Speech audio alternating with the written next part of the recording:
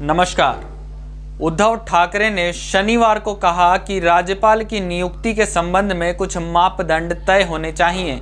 उन्होंने कहा कि अगर ऐसे शब्द कहने के बावजूद राज्यपाल को नहीं हटाया जाता है तो अब यह दिखाने का समय आ गया है कि महाराष्ट्र क्या है।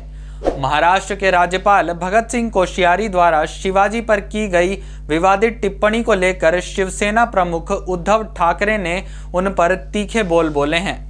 एक प्रेस कॉन्फ्रेंस को संबोधित करते हुए उद्धव ठाकरे ने कहा, भले ही हम अच्छे शब्द क्यों ना बोल लें, लेकिन राज्यपाल का समर्थन अगर बीजेपी कर रही है तो हमें ये दिखाना होगा कि महाराष्ट्र अपने पूर्वजों का अपमान नहीं सह सकता। और महाराष्ट्र क्या है? राज्यपाल राष्ट्रपति का प्रतिनिधि होता है, इसलिए अब मापदंड तय किया जाए जिसके आधार पर राज्यपाल की नियुक्ति की जाएगी।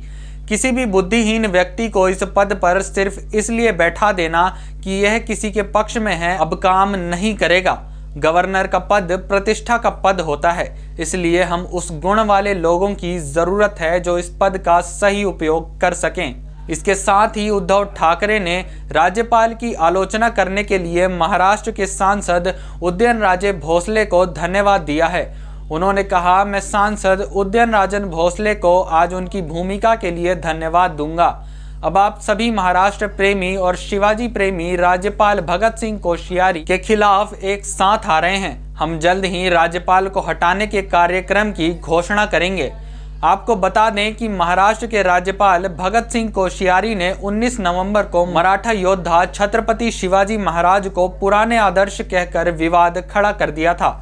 भगत सिंह कोश्यारी के बयान के बाद महाराष्ट्र के विपक्षी राजनीतिक दलों के साथ साथ सत्तारूढ़ दलों के नेताओं ने भी कोश्यारी की निंदा की थी और अब शिवसेना गुट उन्हें लगातार हटाने की मांग कर रहा है। बाबा साहेब अंबेडकर मराठावाड़ा विश्वविद्यालय में एक समारोह को संबोधित करते हुए महाराष्ट्र के राज्यपाल भगत सिंह कोश्यारी ने कहा था कि अगर कोई पूछता है कि आपका आदर्श कौन है तो आपको किसी की तलाश में बाहर जाने की जरूरत नहीं है, आप उन्हें यहीं पाएंगे। छत्रपति शिवाजी महाराज अब एक पुराने आदर्श बन चुके हैं, आप नए लोगों को पा सकते हैं। बाबा साहेब अंबेडकर से लेकर केंद्रीय सड़क परिवहन और राजमार्ग मंत्री नितिन गडकरी तक सब आपके आदर्श बनने लायक हैं। महाराष्ट्र के पूर्व मुख्यमंत्री उद्धव ठाकरे ने कहा है कि किसी राज्य के राज्यपाल की नियुक्ति के लिए एक प्रक्रिया निर्धारित की जानी चाहिए। शिवसेना उद्धव बाला साहब ठाकरे के अध्यक्ष उद्धव ठाकरे के अनुसार राज्यपाल भारत के राष्ट्रपति का प्रतिनिधि होता है, इसलिए इस पद पर आने के लिए एक उचित प्रक्रिया के तहत फैसला किया जाना चाहिए। उद्धव ने यह बात महाराष्ट्र के राज्यपाल भगत सिंह कोश्यारी पर बोलते हुए कही।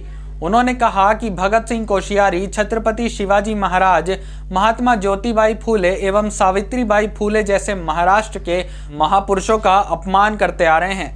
उद्धव ने राज्य के लोगों का अपमान और महाराष्ट्र का अपमान करने वालों के लिए विरुद्ध एकजुट होने की अपील की है।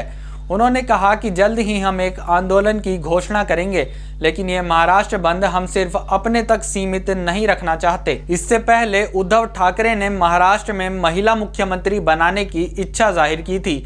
ठाकरे ने एक कार्यक्रम में बोलते हुए कहा कि हमें राष्ट्रपति की रक्षा के लिए साथ आने की जरूरत है। अब हम राज्य की मुख्यमंत्री पर एक महिला को बिठाना चाहते हैं। इसी कड़ी में उद्धव ठाकरे ने कर्नाटक के साथ सीमा विवाद मुद्दे पर महाराष्ट्र के मुख्यमंत्री एकनाथ शिंदे की भी आलोचना की है। उन्होंने कहा कि वह कर्नाटक के मुख्यमंत्री बासवराज बोमई के बयानों पर चुप्पी साध रहे हैं। उद्धव के अनुसार शिंदे और उनके साथी विधायकों को गुवाहाटी यात्रा के दौरान मां कामाख्या से बेलगांव एवं कर्नाटक के अन्य मराठी भाषी क्षेत्रों के महाराष्ट्र में शामिल होने का आशीर्वाद मांगना चाहिए था। छत्रपति शिवाजी महाराज के अपमान पर चुप रहने वाले भी बराबर दोषी हैं, ऐसा उदयनराजे भोसले का कहना है। हाल ही में कर्नाटक के मुख्यमंत्री बासवराज बोमई ने अंतर्राज्यीय सीमा के पास जाट तालुका के आंदोलनकारी ग्रामीणों से मुलाकात की थी। उन्होंने ग्रामीणों से पानी की कमी की समस्याओं को दूर करने के लिए पूरा समर्थन देने का वादा किया था। बोमई के आश्वासन देने के बाद अब महाराष्ट्र के मुख्यमंत्री एकनाथ शिंदे ने बड़ी घोषणा कर दी है। शिंदे ने निर्वाचित प्रतिनिधियों के एक मंत्रिमंडल से कहा कि मसैला सिंचाई परियोजना के विस्तार के लिए 2000 करोड़ रुपए प्रदान किए जाएंगे। शिंदे के इस कदम को ग्रामीणों को शांत करने की दिशा में देखा जा रहा है। आइए समझते हैं कि क्या है पूरा मामला। कर्नाटक के सीएम ने दावा किया था कि महाराष्ट्र के सांगली जिले के जाट तालुका में कुछ ग्राम पंचायतों ने पूर्व में एक प्रस्ताव पारित कर कर्नाटक में विलय होने की मांग की थी।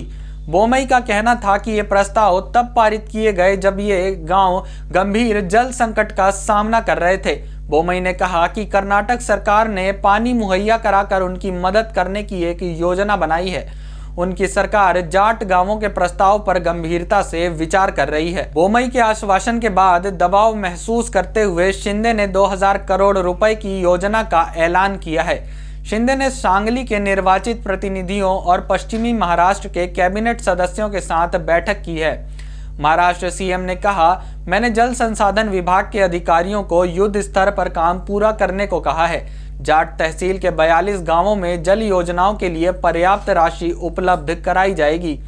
साथ ही बिजली के साथ साथ स्वास्थ्य व शिक्षा की सुविधा उपलब्ध कराने पर भी विचार किया जाएगा। पूरे क्षेत्र के लिए अत्याधुनिक बुनियादी ढांचा उपलब्ध कराएंगे।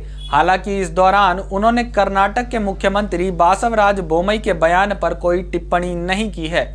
मुख्यमंत्री के वादों के बावजूद जाट विधायक विक्रम सावंत ने कहा कि घंटे भर की बैठक निराशाजनक रही है, क्योंकि मसैला सिंचाई परियोजना को पूरा करने के लिए कोई समयबद्ध योजना मौजूद नहीं है। हम पिछले 41 साल से पानी का इंतजार कर रहे हैं। आज की बैठक के बाद ऐसा लग रहा है कि अभी भी पानी हमारे गांव तक पहुंचने में बहुत समय लगेगा। हम चाहते हैं कि जल्दी से जल्दी ये काम हो जाए, लेकिन आज की बैठक के बाद लगता है कि कम से कम 8 या 7 साल लग जाएंगे। इस बीच सरकार को तुबाची बाबलेश्वर परियोजना से बचे हुए पानी को उपलब्ध कराने के लिए कर्नाटक के साथ बातचीत करनी चाहिए। सावंत ने कहा कि शिंदे ने मसैला परियोजना के लिए बजटीय समर्थन के संबंध में कोई विशेष प्रतिबद्धता नहीं दिखाई है। बैठक में शिंदे ने आश्वासन दिया कि उनकी सरकार तुरंत 200 करोड़ रुपए प्रदान करेगी, जबकि नागपुर में राज्य विधानमंडल के शीतकालीन सत्र के दौरान और प्रावधान किए जाएंगे। हम प्रतिबद्धताओं के इच्छुक और आश्वासन के इच्छुक नहीं हैं। हम सदियों से भुगत रहे हैं। हम उम्मीद कर रहे थे कि कम से कम 2.5 लाख हेक्टेयर भूमि को सिंचाई के तहत लाया जाएगा। अब तक केवल 22,500 हेक्टेयर भूमि ही सिंचित की गई है। शिंदे ने अधिकारियों से समन्वय करने को कहा ताकि सभी लंबित जल आपूर्ति योजनाओं को समयबद्ध अवधि में पूरा किया जा सके। कर्नाटक के मुख्यमंत्री बासवराज बोमई ने कहा कि महाराष्ट्र के 2 मंत्रियों का बेलगावी की यात्रा पर आना ठीक नहीं है।